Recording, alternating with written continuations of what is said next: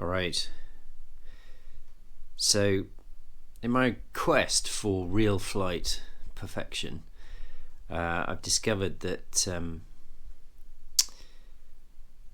you want to get basically as high frame rates as possible in RealFlight to get the simulation working well, because the frame rate it effectively determines what is your update rate in the simulation. So your scheduled loop rate. And what I discovered is that works. You can get very high frame rates with bitmapped environments, but as soon as you switch to 3D, which I want to do for FPV simulation, the frame rates drop quite dramatically, and I think a lot of that is graphics card related. So I'm currently testing on a 3070, and now I have this bad boy, which is a new 5080, which I managed to get hold of. So pull that out.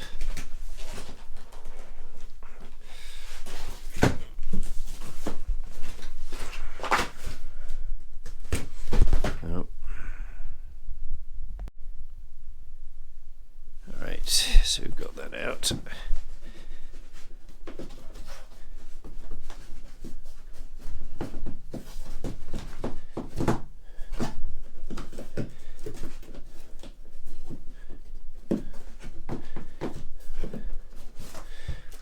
Quite hard to open this. There we go.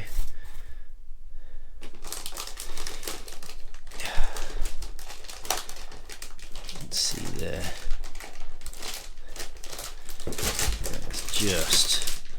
Just enormous.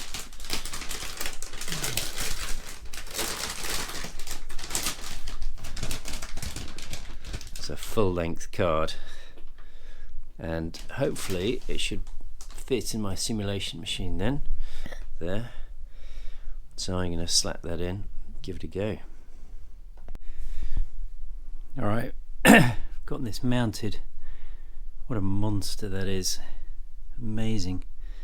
It needs this 3 sets of power here. Fortunately the case is big enough to take it. So, very nice. Okay, so let's give this a go then. So I can have a look on GPU-Z here. And it correctly reports I've got an RTX5080. Good news. Lots of ROPs. Correct number of ROPs. There was a bug apparently. No physics support, but that in theory that's only for 32-bit games. So this is something they removed from the hardware in the drivers was support for 32-bit physics. I think it's still supported in 64-bit, and I'm pretty sure RealFlight Evolution is 64-bit. That was the big change in RealFlight Evolution from RealFlight 9.5. So it shouldn't be affected. So let's fire up RealFlight.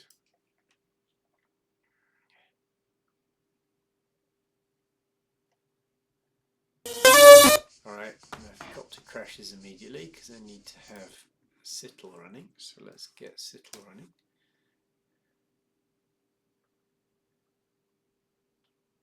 Go, Citl running, and I've got a nice steady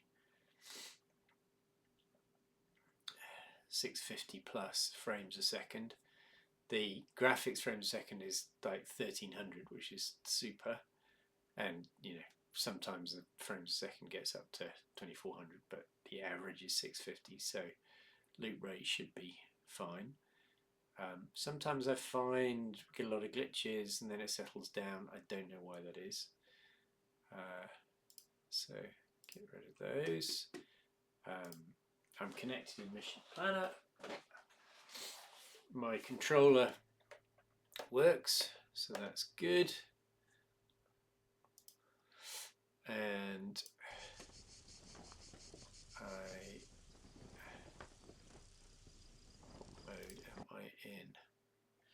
should be in loiter, should be able to arm. Okay, armed. Out we go. I don't know why there's no motor noise. Get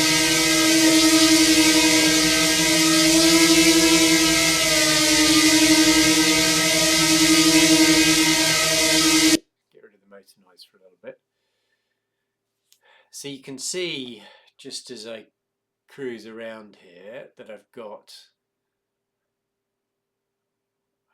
various graphic elements on, like the gates, and I can also switch the I've got clouds on, and we can switch to FPV feed. You can see the clouds there, and we can fly around a little bit, and you can see the, you know, the gates. It's actually all nice and smooth. This is flying around in loiter. Very nice, with quite a lot of detail on. So if I look at detail, interestingly, the frame rate drops. You see the frame rate has gone down to 63 frames a second when I bring up that menu, which is why it crashed. So it's a good example of how you can't keep flying if you've got a low frame rate. But look, we've got scenery, got lots of scenery, everything on, got effects, okay, pilot name tags, and I think that was the main things to show. So it's quite a lot of are there any more graphic settings here? I don't think so. It's mainly scenery. So I should be, let's go back to sitting on the ground, get some sound again. And you can see the frame rate's jumped up again, and we should be in a good frame rate here.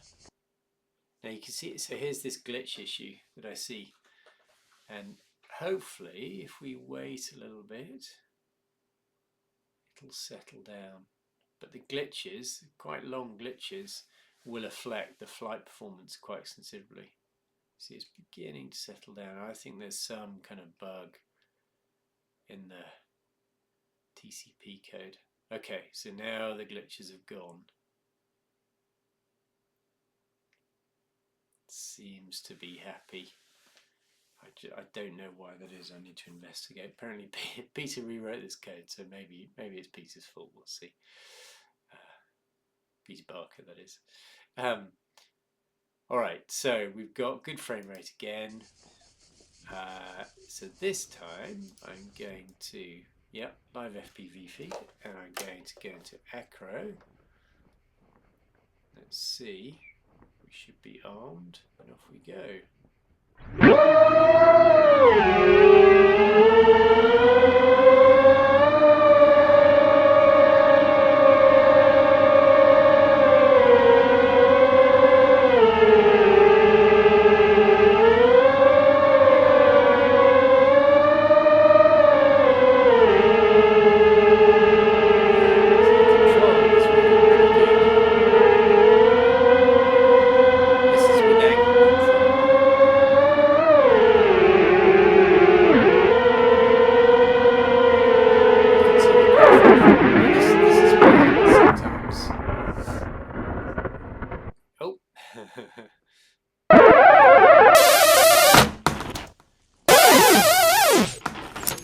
Now it'd be interesting to know whether, do we have glitching?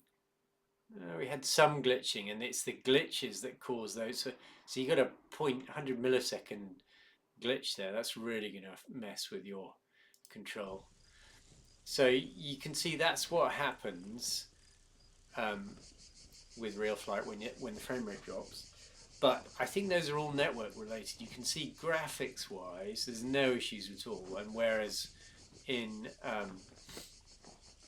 with the previous card on this fast machine, graphics was very much limiting the frame rates, whereas here I'm getting consistent 780 and if I fly, it stays up there. You could see that the graphics frame rate was even a little bit higher, so I guess that's because there's sort of maybe less detail in the background. So it works really, really well. I'm really pleased.